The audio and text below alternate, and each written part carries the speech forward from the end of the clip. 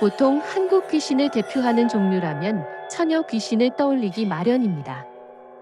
처녀라는 말을 보고 처녀 귀신을 남자와 결혼하지 못하거나 사랑을 이루지 못해 죽은 처녀의 영혼이라고만 여기기 쉽지만 그보다는 강렬한 원한을 품고 억울하게 죽은 처녀의 영혼이 처녀 귀신이 된다고 이해해야 옳을 것입니다. 원한을 품고 죽은 처녀 귀신이 얼마나 무서운 존재인지는 1873년 서유영이 쓴 야담집인 금계필담에 생생하게 묘사되어 있습니다. 강원도 강릉에 살았던 최 씨는 과거에 합격한 사람인 진사의 호칭을 얻은 명예와 풍부한 재물까지 갖춘 부자였습니다. 그런데 어느 날부터 그의 세 아들과 손자들이 두 눈썹 사이에 붉은 종기가 돋아나다가 피가 터지는 병에 걸려 모두 죽는 참변이 벌어졌습니다.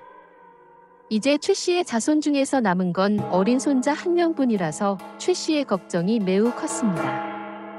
때마침 최 씨의 집에는 김 씨 성을 가진 생원 한 명이 아내와 함께 식객으로 살고 있었습니다.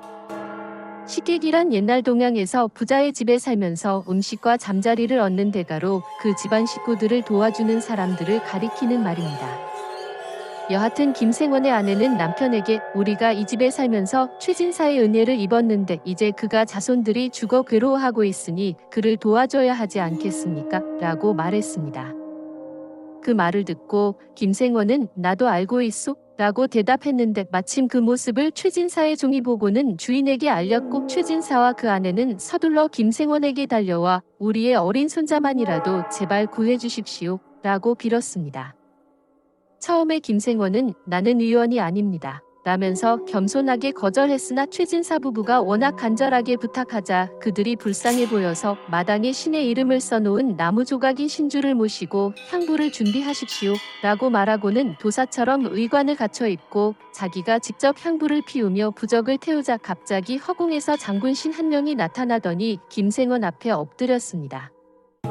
김생원은 장군신에게 이곳의 집을 지키는 수호신인 가토신을 데려오너라 고 지시했고 장군신은 곧바로 늙은 가토신 한 명을 데려왔습니다. 김생원은 가토신을 보며 너는 왜 이 집안 식구들이 죽어가게 내버려 두었느냐 라고 꾸짖었고 그러자 가토신은 이번 일은 원한으로 인한 것이라 나도 막을 수 없었습니다 라고 해명했습니다. 이에 김생원은 가토신과 장군신에게 그러면 원한을 품고 살인을 저지른 귀신이 있을 테니 잡아오너라 고 지시를 내렸습니다.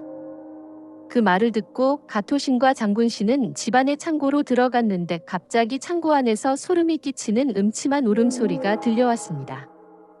그리고 가토신과 장군신은 처녀 귀신 한 명을 붙잡아 김생원의 앞으로 끌고 왔는데 그녀의 두 눈썹 사이에는 송곳 하나가 박혀 있고 피가 발까지 흘러내려 있었습니다. 김생원은 처녀 귀신을 이렇게 꾸짖었습니다. 도대체 너는 어떤 원한을 품었기에 최진사댁 식구들을 죽였느냐? 그 말을 듣고 처녀 귀신은 이렇게 화를 냈습니다. 나는 원래 이 집의 하녀였다. 최진사가 한 번 장난삼아 내 손을 잡는 걸 본 그의 아내가 나를 질투하여 나를 창고로 끌고 가서는 송곳을 내 두 눈썹 사이에 박고는 곡식 자루들로 쌓아서 막아놓은 채로 창고 문을 잠그고 나갔다. 그래서 나는 선체로 갇혀서 고통을 받으며 죽어갔다. 그 원통함을 품고 귀신이 되어서 복수할 때를 기다렸다가 최씨 집안의 운세가 기울자 이제야 원한을 갚으려 이 집 식구들을 차례차례 죽였다. 너는 내 일을 막지 말라. 그러자 김생원은 가토신과 장군신에게 처녀 귀신을 깊은 산으로 끌고 가서 큰 돌로 눌러 놓아 밖으로 나오지 못하게 막으라고 명령했습니다. 처녀 귀신은 슬프게 울면서 날뛰다가 간신히 가토신과 장군신에게 끌려가 사라졌습니다. 이 광경을 창틈으로 보고 있던 최진사 부부는 벌벌 떨었고 김생원은 그들에게 다가가 원한을 품고 죽은 귀신은 그 한을 풀지 못하면 반드시 복수를 합니다. 앞으로 50년이 지나면 저 귀신은 다시 나와서 이 집 식구들을 모조리 죽이려 들 겁니다. 라고 말했습니다.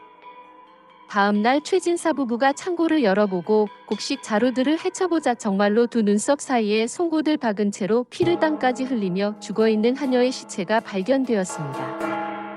그 얼굴색이 마치 살아있는 듯하여 최진사는 크게 놀라서 시체를 집 밖으로 끌어내서 불태워 없애고는 김생원을 찾았으나 김생원은 이미 아내와 함께 밤을 타서 집을 떠나고 사라진 후였습니다.